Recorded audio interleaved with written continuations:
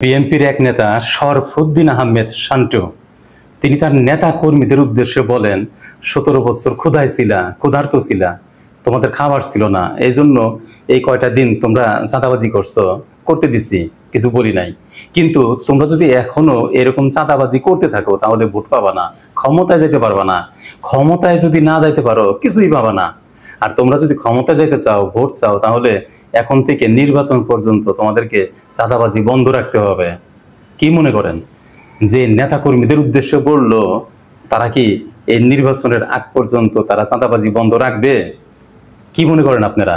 আর যদি এরকম হয় যে তারা চাঁদাবাজি বন্ধ রাখলো নির্বাচনের আগ পর্যন্ত, তাহলে পাবলিক যারা ভোট দেবে, ভোটার, তারা কি মনে করবে? তারা কি এরকম মনে করবে যে তারা চিরতরে চাঁদাবাজি বন্ধ করে দিল, ঠিক আছে ভোট দিয়ে এরা ভালো হয়ে গেছে? জনগণ এটা মনে করে কি তাদেরকে ভোট দেবে? কি মনে করেন আপনারা জনগণ কি ভাববে, তারা কি করবে?